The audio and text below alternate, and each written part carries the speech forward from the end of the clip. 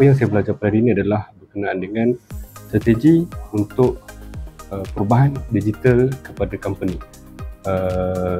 Apa yang saya belajar hari ini banyak kepada sangat-sangat menepati apa yang company saya mahukan. Kita belajar berkenaan dengan digitalization, kita punya action plan, kita punya framework, and then step by step daripada how to start, budgeting dan macam-macam lagi berkenaan dengan digitalization.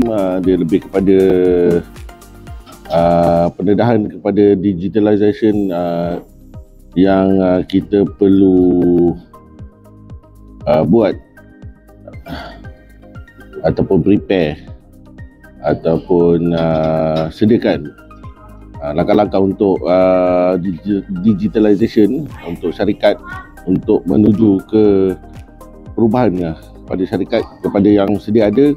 Teach me how to macam mana nak plan untuk sesuatu projek, which is we select the process in logistic basically. So for manual process, so macam mana kita nak digitalizekan that process. So in this training saya belajar step by step and how to make it complete, and from planning until the costing also I learn about ROI. Dari segi apa yang diberi boleh guide kita from daripada tak ada kepada ada, dan even yang mana baru nak start tu kita nampak perjalanan kita depan ni sejauh mana kita boleh pergi.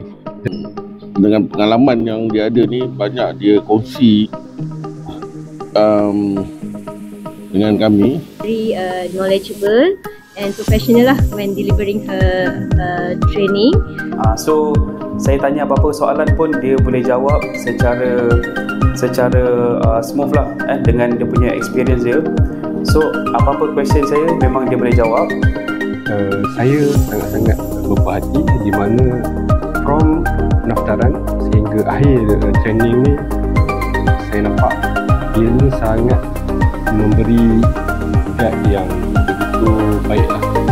Means dari segi feedback, dari segi makluman, follow up, and then even tempat dan juga masa sangat bersesuaian dengan training yang diberikan. Due to OTC Training Center, I'm berhad because they are very organized on the training, and then overall I am satisfied and really recommend others to join us. Bagi saya, survey dia sangat-sangat bagus. The venue is very good and comfortable, and also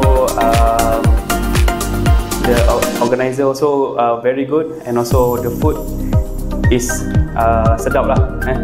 Dan 2 hari punya training bagi saya go smooth.